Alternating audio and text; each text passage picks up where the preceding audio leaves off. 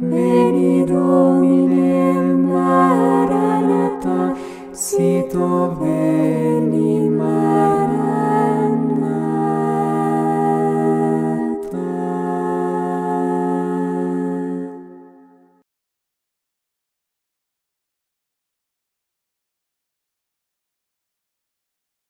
Since his first authenticum in the courtyard at Sacred Heart Parish in September of 2018, Dr. Wagner has published some 12 articles and 2 major edited volumes. The Intelligibility of Nature, The Wallace Reader, which is published by CUA Press in 2023, and Thomistic Realism Contra Ideology, which is forthcoming by CUS Press, 2026. You can find his first authenticum lecture, one of my favorite titles of all time. Let's see if you can understand it. Aristotle on Nature, Ancient Source of Catharsis for the Lived Nihilism of Modernity. It's amazing. He has an online, this is also online in a journal called Reality, and there's an extended article version of his second authenticum lecture, which he delivered in the spring of 2022, titled Plato and Aristotle on the Good and the Beautiful, if you were here and remember that, as nature. So Plato and Aristotle on the Good and the Beautiful as nature. The foundation of Thomistic ethics and aesthetics.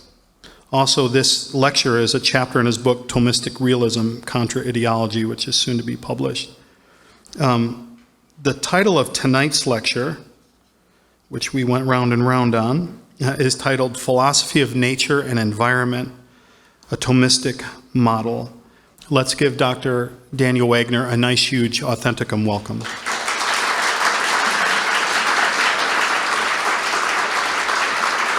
didn't handle that well. Thank you, brother. Good luck. I'm taking that with me. Okay. Wow, thank you, Michael.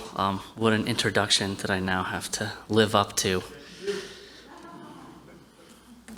And the feeling is mutual. The conversations have been amazing.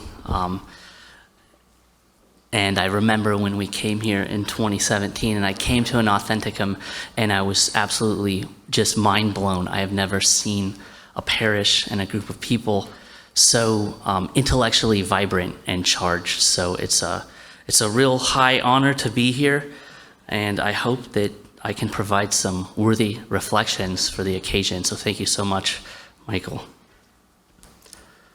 Okay, so everyone can hear me? Just want to test that. Okay, excellent. And also, I apologize to Michael. I'm not known for short and concise titles, and if you could read it, I also find a way to smash Greek and Latin into it, so they're not fun to read. Okay, so the presentation that I'll give here today is based on as a small part of a larger project I'm working on to formulate a Thomistic model of environmental philosophy. I don't know if it's an article or a book. The project has been inspired by the environmental philosophy course that I teach at Aquinas College. I'm on my 3rd time now. I taught a version of the course this last summer for the Lyceum Institute online, which is an excellent institution. And I also gave a version of this talk at Acton University last summer. This work must be quite extensive, it turns out, because what we now call environmental philosophy, which is not really a discipline in classical Aristotelian or Thomistic terms, requires detailed treatments of logic or methodology, philosophy of nature and science, philosophical anthropology, ethics and politics, metaphysics or natural theology, and revealed theology, or what Aquinas referred to as sacra doctrina. This makes sense because the French environs, once we derive our English environment, means literally what surrounds us all as subjects. It's kind of everything, right? So you kind of have to do a philosophy of everything, and everything kind of shows up in environmental philosophy discussions. So here's a summary of this larger project. This is the praesis, the abstract. Positing a radical discontinuity between the human person and nature, modern environmental theories present a dilemma for Christians. Either nature has no essential value and may be used and dominated in an unrestricted manner, incompatible with Christian stewardship, or it has some kind of unqualified value equivalent with the person, and its preservation may even come at the cost of human flourishing. So in this study, I want to present a Thomistic Aristotelian model of environmental philosophy, refuting this false dichotomy or dilemma. So finding a tertia via, or a third way. By treating the meaning of nature in connection with the human person, the human good and dignity, the ethical community, and God, the study shows that nature has intrinsic and then extrinsic and theological value with corresponding obligations of respect, and also that we can ethically objectify or use nature, non-human nature, for human flourishing. As the human person is continuous with the chain of natural being, but also transcendent, we need a stewardship of prudence, justice, and temperance, where the person as imago Dei, or the image or icon of God, is conceived as co-perfecter and steward of nature. I cannot do all that, I know, because I tried once in 50 minutes. So here's what I would like to try to attempt to accomplish today. First, I'm going to read and comment on key passages from Genesis 1 through 2 to show that Christians are called by God to be good stewards, and I use the word co-perfecters of nature with God. This will allow us to see why modern approaches to environmental ethics, especially, are problematic for Christians. It will also allow us to respond to some contemporary thinkers, like the very influential Lynn White, he's a historian of the medieval period, who blame Christians for modern abuses and excesses with respect to the environment and the ecological crises that we now face. So that's the first thing I'd like to do. The second thing I want to do is briefly present the false dichotomy that nature is either valueless and we can do whatever we want with it in terms of material production, or it has some kind of absolute value that is to be preserved even at the cost of human flourishing. So I think for many of us as Christians, when we maybe are in discourse with other folks in society on issues that pertain to environmental philosophy, we have a sense that there's something problematic about our interlocutors' worldviews, where they're coming from, their principles, but it's often not quite clear what is the error, what's the problem. I'd like to kind of pinpoint that error and that problem. Okay, number 3. I'd like to show the intrinsic value of nature entailing moral obligation on our part, and then the special value of the human person as part of nature, transcending nature. This approach would then be opposed to the modernist idea that nature is inert or valueless stuff that we can use in any way we like, and it would also be in opposition to the North American environmentalist movement that really gets off the ground with Aldo Leopold in the 18 and 1900s. Okay. That third part, we'll see where I am. I'm going to be flying at that point to get through all that, but I think I can summarize it. And I'll conclude with what I think are some basic principles for environmental ethics when we think about how should we relate to our environment. Couple disclaimers, just one. I will take a general theoretical approach here. Obviously my class and a larger treatment of this topic, I'll look at case studies, things like, cobalt mining in the Congo, so that we can produce batteries that are supposedly going to have, reduce CO2 emissions. Other things like the contamination of our water by microplastics and oral contraceptives. We now have serious issues with our water in the United States. There's higher levels of estrogen, and there's all kinds of consequences for that. I'll tackle the climate change problem, other issues, but I'm not actually going to bring those up here, sorry. But if you want to ask me about those things afterwards, that's fine and good. I need to supply principles that I'm not going to get into here to really do that well, mainly for evaluating human action, okay? And I don't have time for that right now. All right. Something about my inspiration, because I'm not going to cite the people that helped me and influenced me, but there's some really good Thomists working on this same issue, and I'd like to credit them because they influenced my work. Marie George is a contemporary of ours who's really good on environmental philosophy and Thomism. Maurice Cizik, okay, has some really excellent work. Timothy Kearns, and then most importantly, the Dominican philosopher and historian of science, philosopher of science, Father William Wallace, who he passed away in 2015. But he wrote the book, The Modeling of Nature, Philosophy of Nature and Philosophy of Science in Synthesis, which inspires the title and the whole approach that I take when I think about St. Thomas Aquinas and environmental philosophy. So in my class, we start by reading Father Wallace's book, and if you're interested in the philosophy of nature, which, as I've argued in my first Authenticum, you need to be in order to be in discourse with contemporary folks, you should get Wallace's book. Okay, so there is a handout. I hope you have it.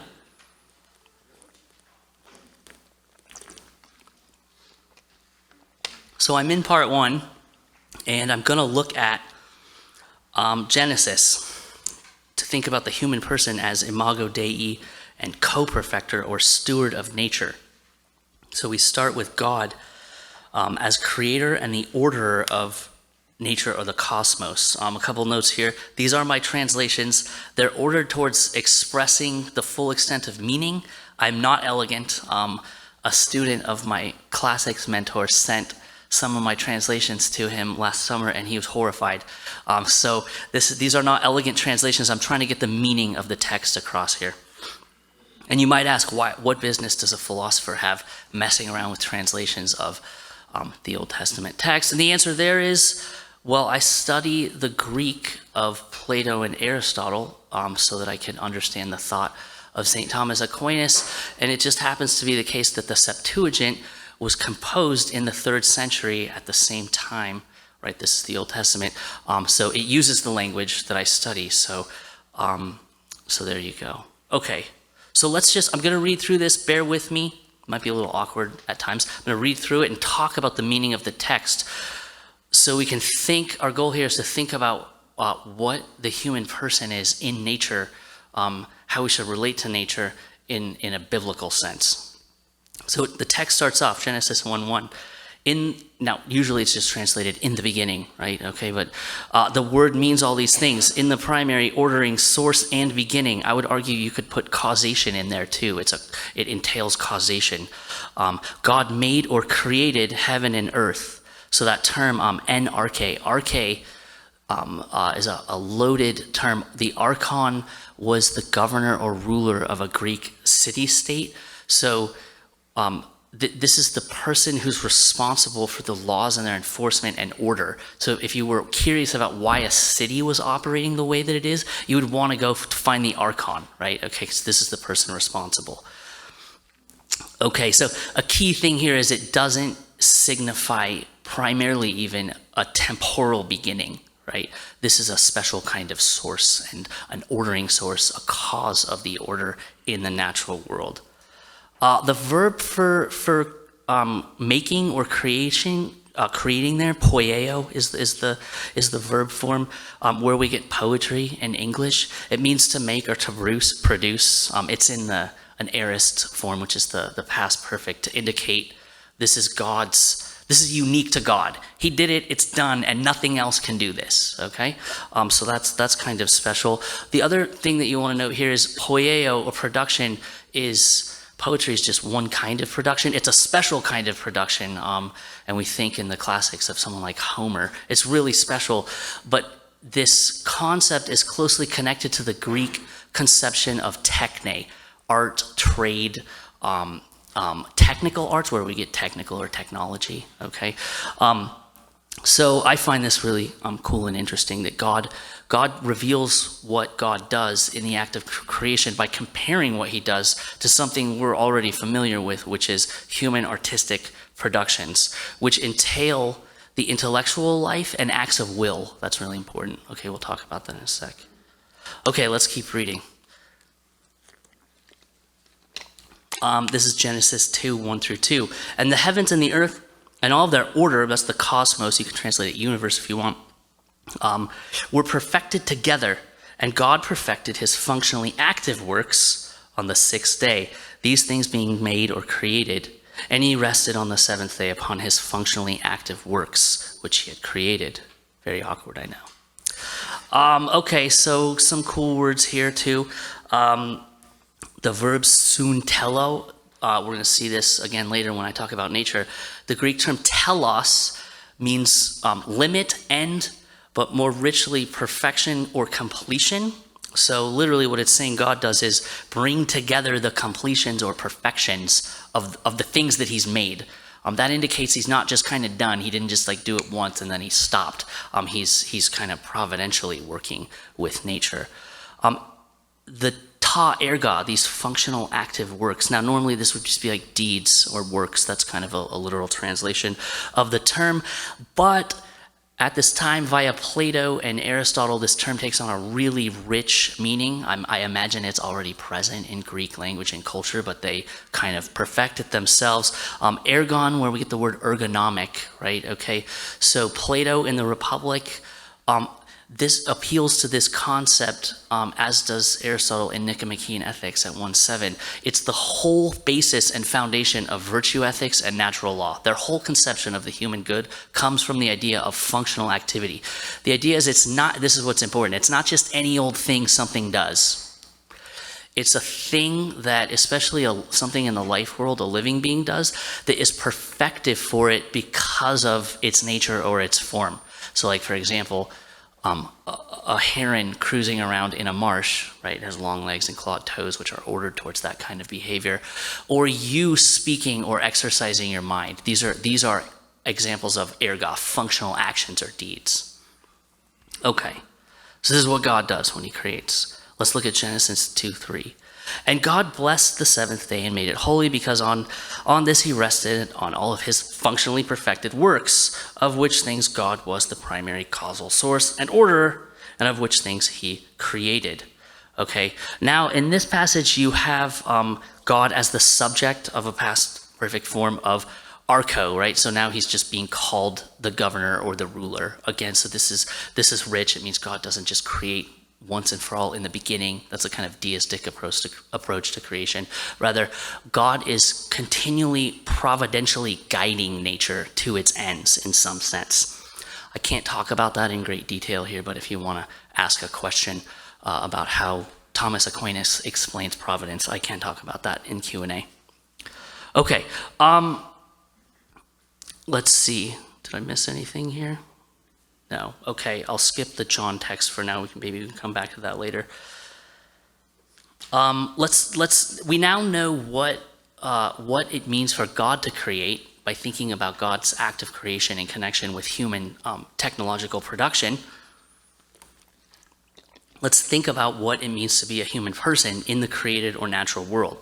So here's Genesis 1:26. And all of this started for me, by the way, because I wanted to know what human dignity is. And when you read the tradition on human dignity, everybody points to the fact that we're made in the image and likeness of God. This is the source of our dignity.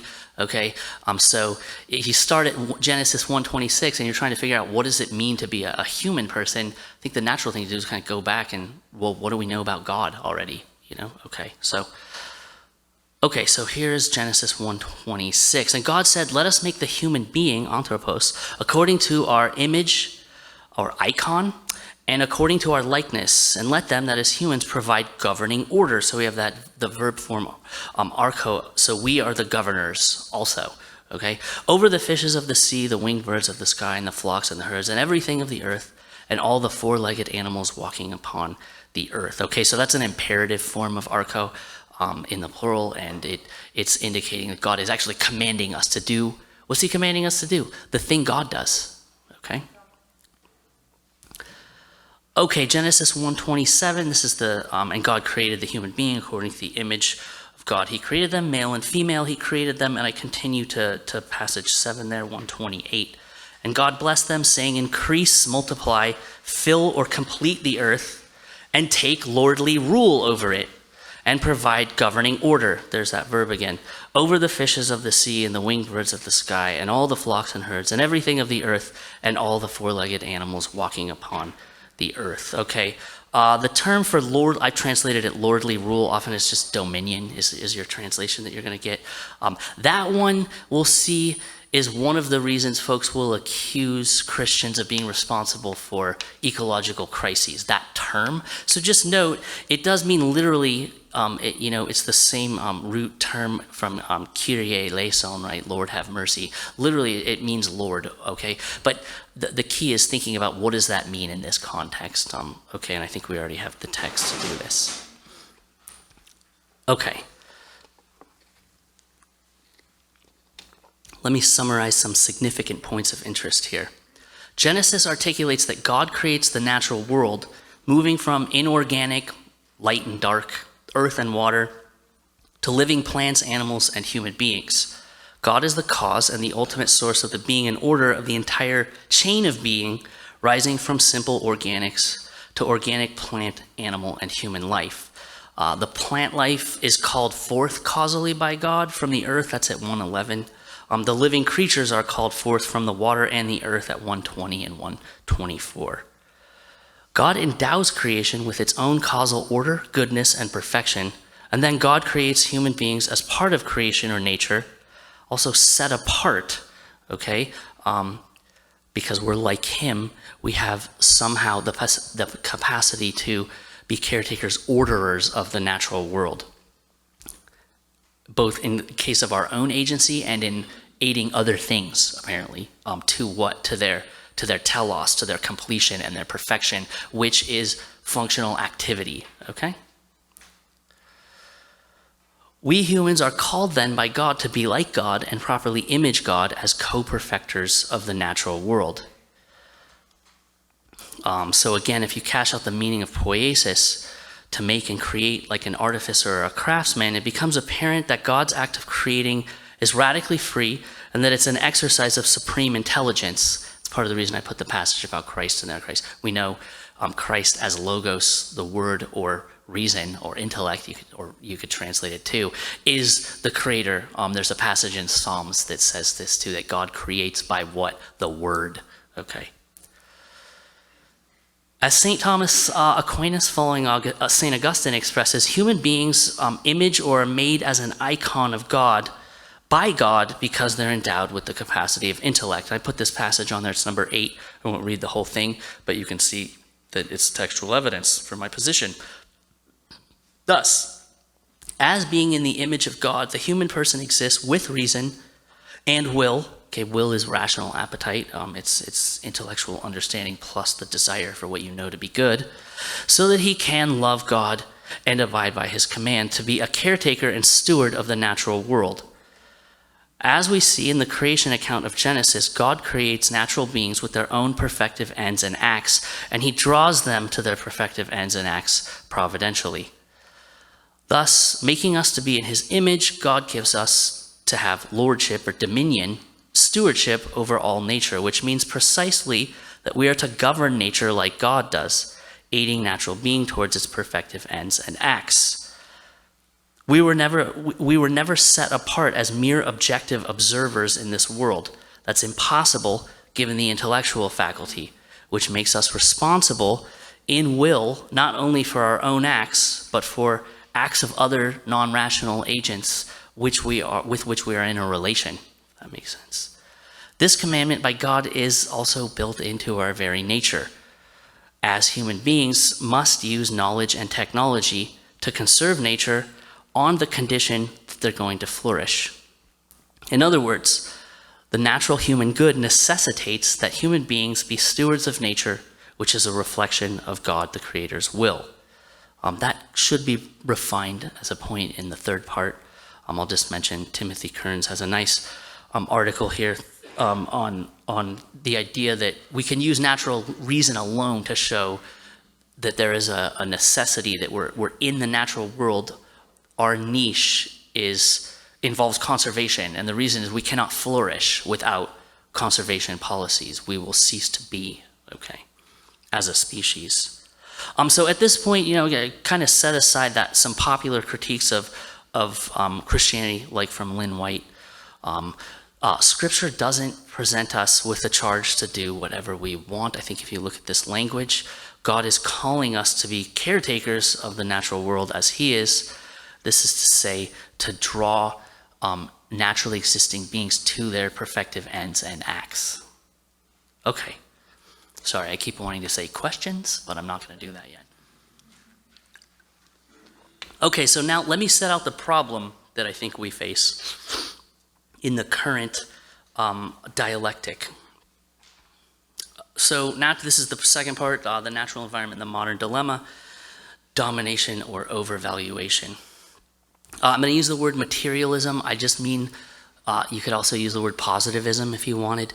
Materialism is the position that says all that we can know, and if it's really strong, it's all that is, but all that we can know is what is extended, what I can measure, okay? That's seeable, touchable, material, or physical stuff, if that makes sense.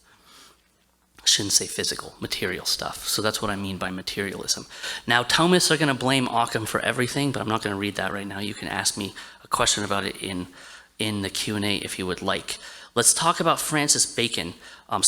Commonly understood as a founder of the scientific revolution, 1600s. He reorients the human knowing project. So if you've read Aristotle, Metaphysics, book 1, chapters 1 through 2, a famous account of human knowing that I would say inspired the college and university system. But the point of seeking knowledge is not practical or material. It's about human perfection. We do it because it's the only thing we do freely, he says, thus we get the idea of liberal arts.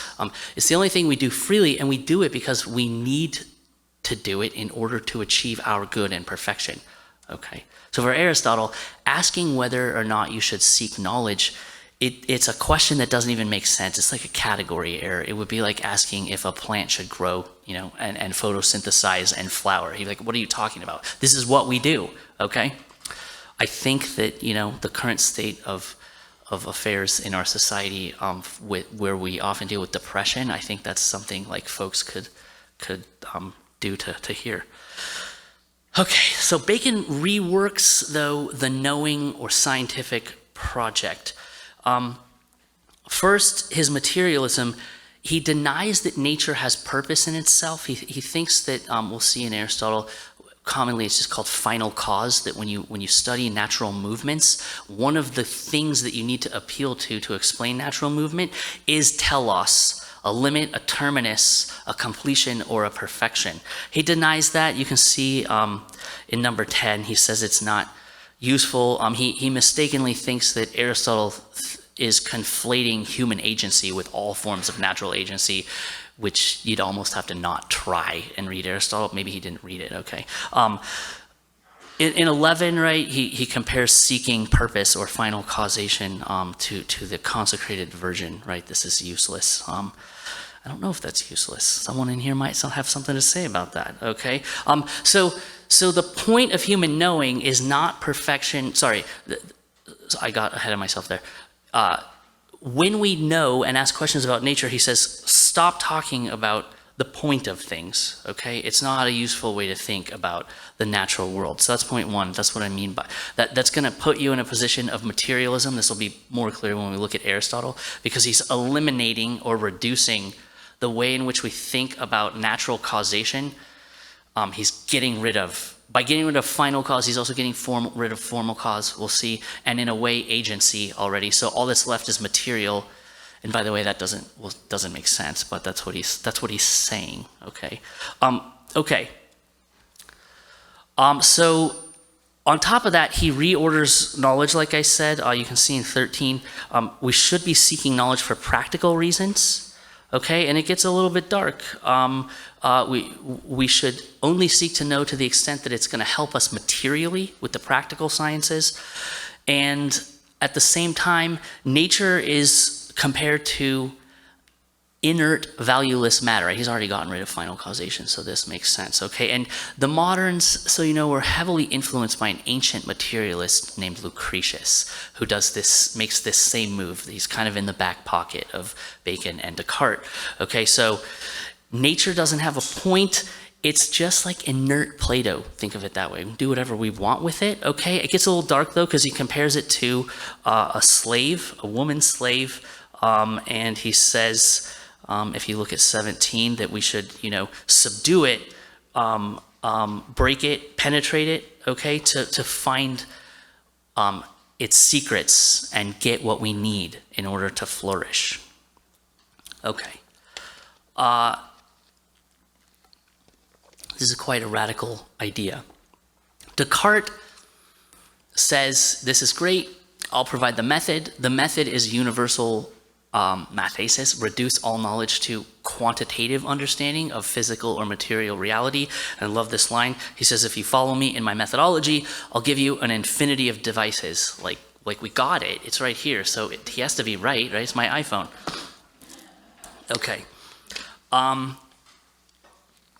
But a telling point that I always like to recount, which I learned from the French Thomist and philosopher Etienne Gilson, is Descartes had to rework his own research program in his life because his physician friends weren't applying his mathematical method to medicine, because guess what? You can't. It doesn't work. So he actually changed his course of research and started working on medicine himself. And then sadly, you knew it was coming, he died. Okay. We have our own contemporary materialists. I won't read all their thought, but these are folks who agree and follow Bacon and Descartes that nature is really just inert, pointless stuff.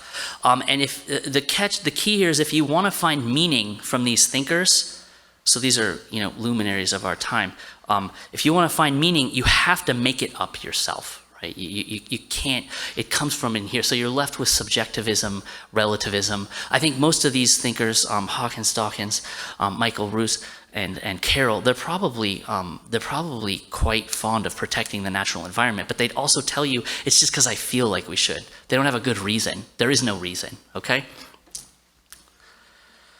Okay, so that's one horn of our dilemma. The second one is a reaction to this in many ways. So this is the North American environmentalist movement. I'm just looking at the founders and some of the one or two of the contemporary folks. Starts really with John Muir, you know, the founder of the Sierra Club. He's really a preservationist. This is in the late 1800s, early 1900s. Key move is he doesn't see what we see in the Genesis account, that the human person has a unique role to play in the world. We're just like other natural beings, other things in the natural world, okay? Leopold, Aldo Leopold, in a famous essay, The Land Ethic, from his work, A Sand County Almanac, he makes the move that I think is most problematic, and you can see it in quote 28, okay? He says, this is what he says, the land ethic simply enlarges the boundaries of the community to include soils, waters, plants, and animals, or collectively, the land. In short, a land ethic changes the role of the human person, or Homo sapiens, from conqueror of the land community. Now, clearly, he has the approach of someone like Bacon in mind there when he uses that term conqueror. To plain, here's the real problematic part, to plain member and citizen of it, okay? 29, man is in fact only a member of the biotic team. Conservation is, sorry, I don't need to read that one. Okay, gotta check my time here.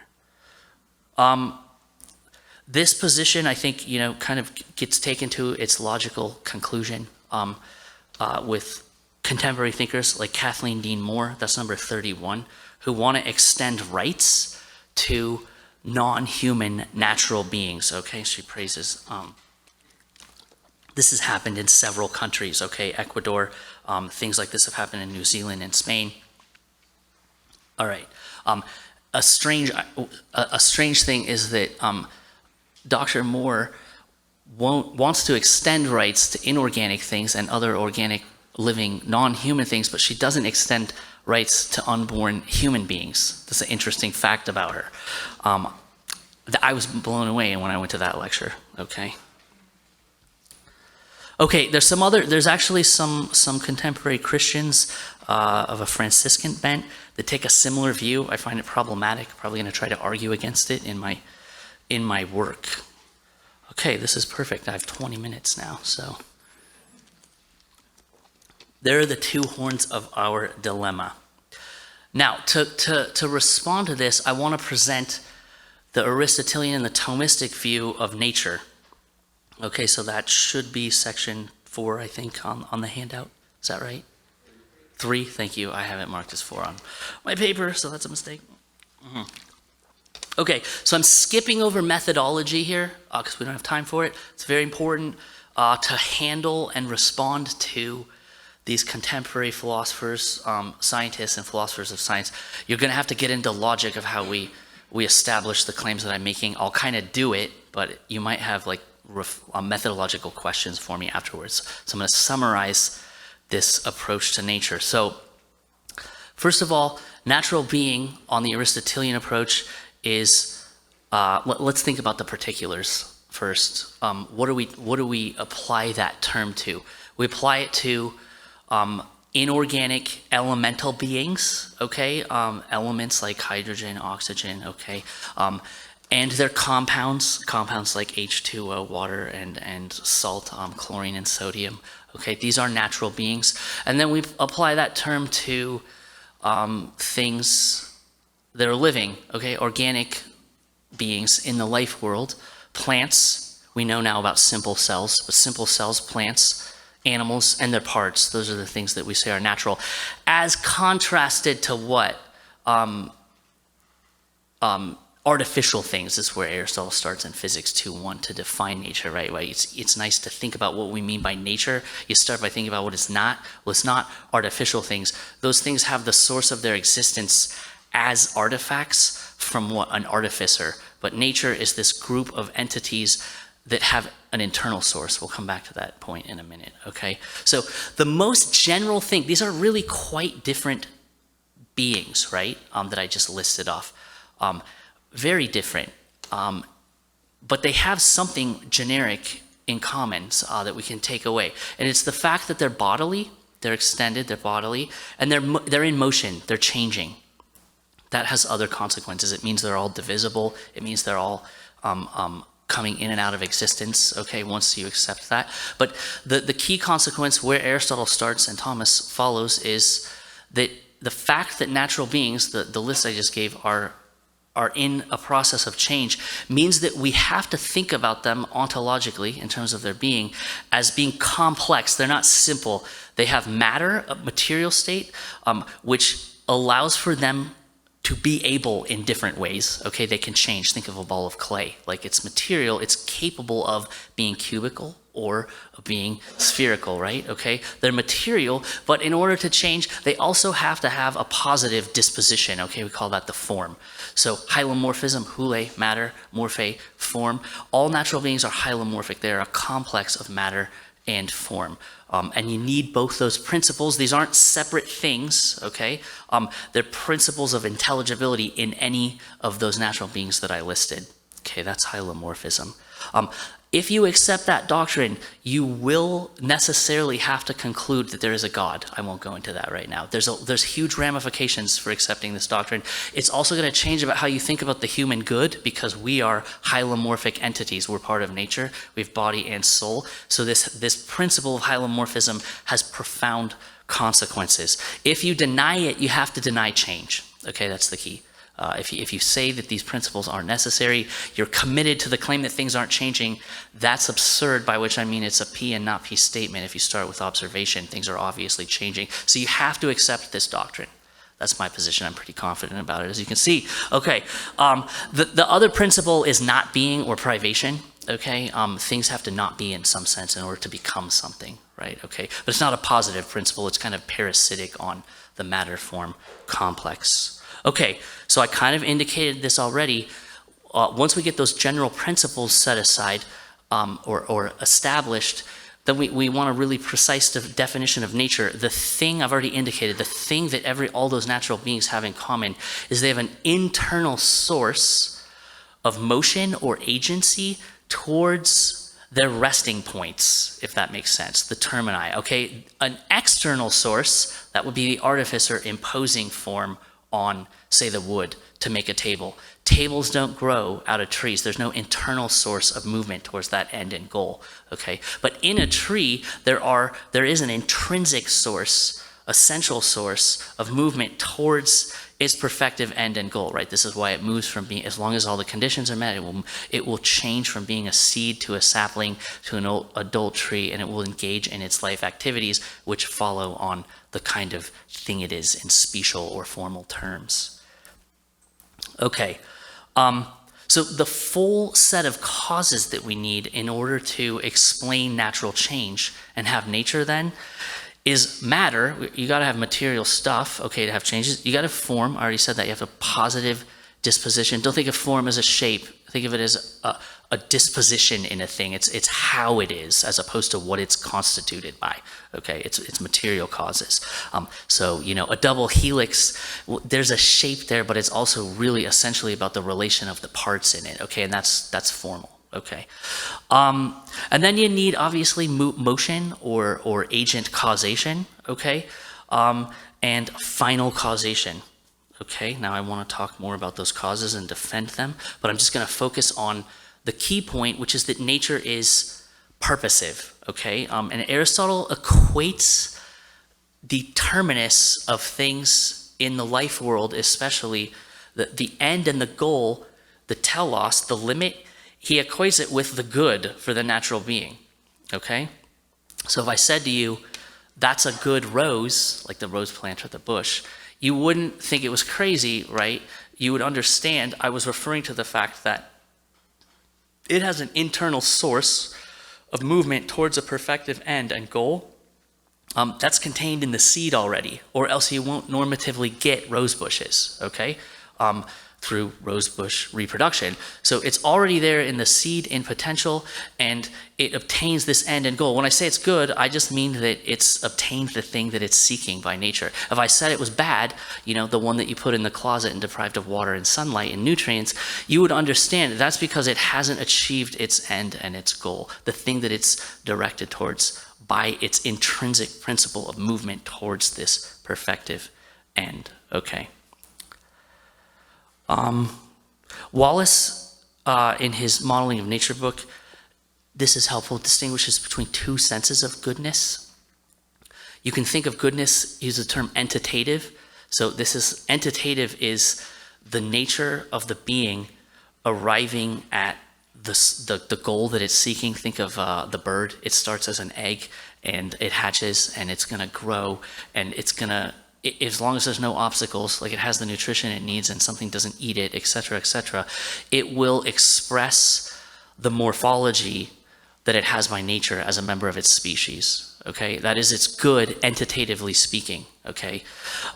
In human medicine, like one of our primary concerns in development is the entitative goodness of the person.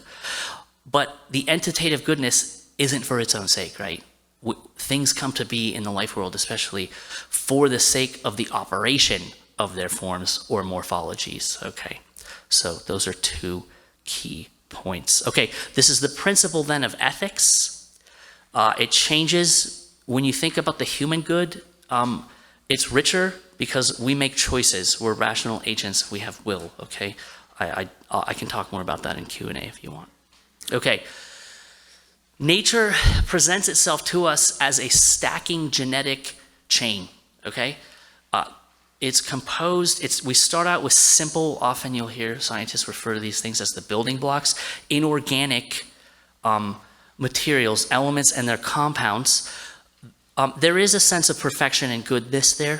Things come to rest, it gives them stability, like when sodium and chlorine become salt, okay? But then there's a real sense of perfection when those lower order compounds and elements end up being for the sake of the perfection of higher order living beings, right? Okay, so water, carbon, sulfur, certain proteins, these are the building blocks of life, which means they're the things that, that out of which, the materials out of which living beings come, okay? They're for the sake of that, okay? And then once you get the life world, you have you start with simple cells. We distinguish these things because they have organic capacities. What are those? Metabolism, homeostasis, growth, and reproduction. Then there's another set of beings that are living that have not only that class of powers, but also the sense perceptive capacities. These are animals, right? Animals have sense perceptive organs which make present to their awareness objects in the environment, and which now desire sneaks in, because when you have the sense organs, you have pain and pleasure, you get voluntary agency, okay? And then we add to that the human capacity of intellection or will. So I like to emphasize in when I teach this, that when you think about nature like this, I am going to argue or say that the human person is special. We transcend the natural world because of the fact that we have intellect and will. But notice, we're also a microcosm of the universe, you know, to take that ancient idea. Why? Because we share in common with the rest of nature these capacities, the animal capacity of sense perception and metabolism. We can relate to the rest of the life world, and we appropriate the inorganic world also, right? We're what, 80+% water right now? Okay, so that's an important point. I think when you're in a dialogue with folks who are claiming that the Christian worldview would put us in this position where we would see ourselves, I mean, this argument gets run.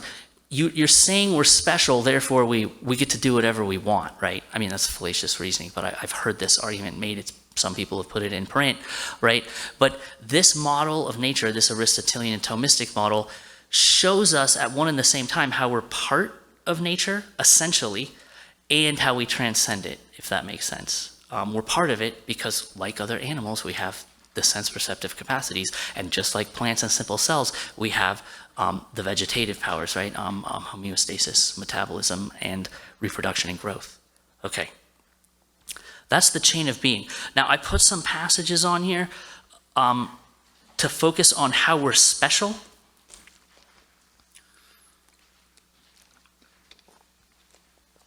St. Thomas Aquinas calls us, he says the human person is perfectissimum, most perfect in all of nature.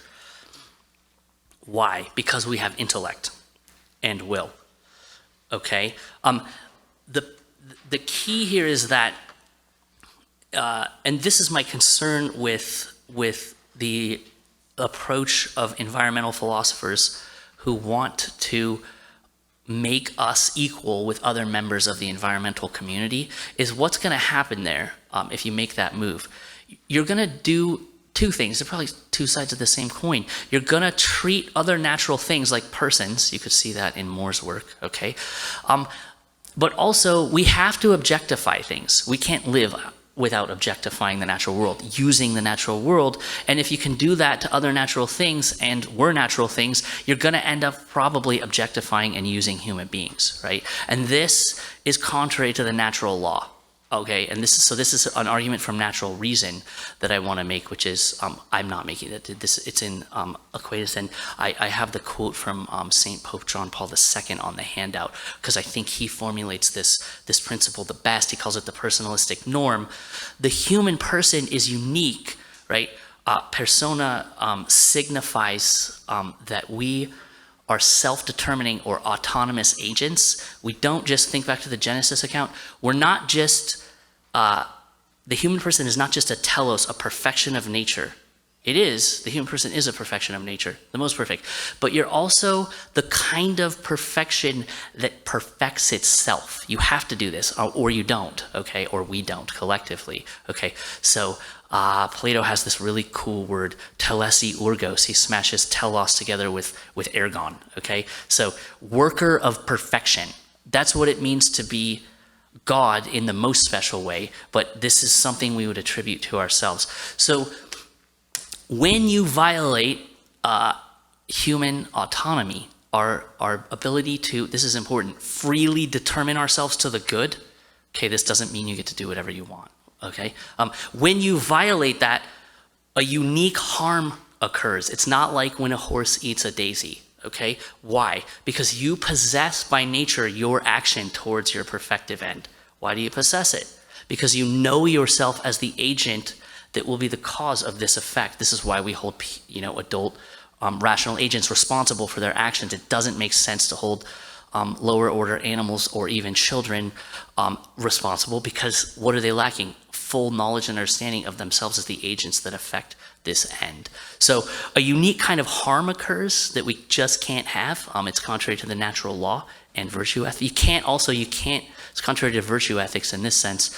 You can't have a happy and good society unless, Aristotle is very clear about this, the agents in the society are choosing deliberately to live the virtuous life. I mean, you could have this sick situation where like some kind of despotic tyrant was forcing everybody as slaves, so it appeared like there was virtue, but if they're not expressing acts of free determination, it's not virtue. It's not what virtue is. Okay, I put the passage from Christ there, but I won't read it. Okay.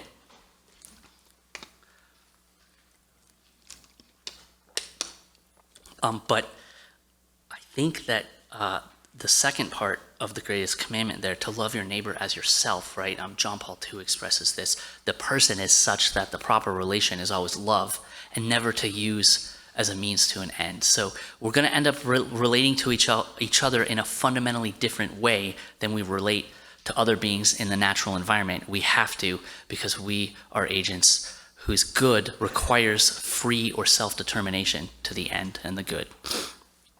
Okay. Now, the last part, a Thomistic Aristotelian model of environmental ethics, some basic principles. Now, I've had to skip over a detailed account of virtue ethics and especially the account of justice, okay?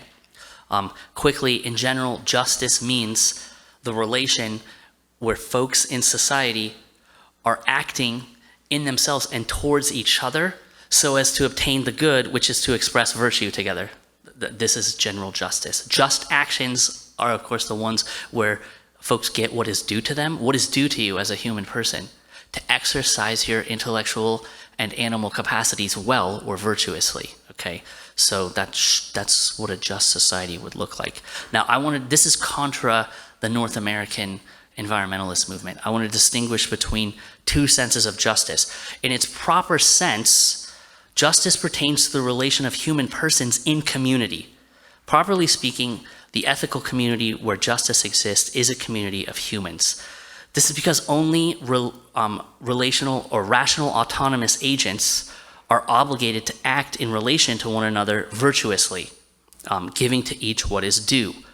Why? Because if you don't do this, we won't achieve, it's suppositional, okay? This is part of the logic of this, but on the condition that we're gonna be happy, we have to relate to each other like this in a just manner, okay? So that's general justice. So that's my kind of response to that Leopoldian approach. You can't incorporate non-humans, properly speaking, into the ethical community, because the ethical community is constituted by a group of beings who freely choose to perfect themselves, or can at least. Okay, but there are extended senses of justice, okay? And this pertains to the relations of humans to non-human parts of the environment, ranging from inorganic things to plants, or other animals and plants. And I think we can find three senses of value and corresponding obligation here, okay? So first, this would be the most controversial one. As the natural environment is populated by inorganic elements, compounds, plants, and animals that are teleologically ordered toward their own proper perfections or goals, okay, which is to say nature has its own intrinsic value, human beings have an obligation only to objectify it or use it when such objectification is necessary and good for human flourishing.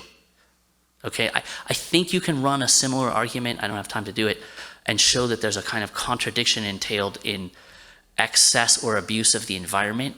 It's contrary to your own nature because, again, you're connected to the environment as having and possessing the animal, the plant, and inorganic capacities. You have all of those things. Okay, so something problematic about you abusing the natural world. Okay, principle 2. This is the one that has the most traction with mainstream, and if you just wanted to motivate people to act, this is the key principle. As nature holds extrinsic value to the extent that it must be objectified for the sake of human flourishing. In other words, it's valuable not just in itself, but it's valuable extrinsically in relation to human beings. Why? Because without the rest of the natural world, we can't flourish. It is a necessary condition for us to flourish and have good lives, okay? So in this case, you have an obligation, right? See, it's extrinsic. You're obligated to your fellow humans to take care of the natural environment and not abuse it, not dump gasoline in the creek so it's going to affect your neighbor's property down the way, or put PFAS chemicals into the soil and water so that, the stuff you're waterproofing shoes with, just to use a local example. Okay, PFAS. Okay, let's see here. Principle 3. This is where we started. As nature holds theological value to the extent that God has created it, causing it to be from nothing and endowing it with its perfective and teleological order, and as God commands this, human beings have an obligation to steward nature, working with God as co-creators to ensure that it obtains its natural ends to the extent that that is possible. Okay, I said what I was going to do. I think I did what I said I was going to do. I'm not going to say what I did, which makes this not a perfect oration, but I will stop there. Thank you.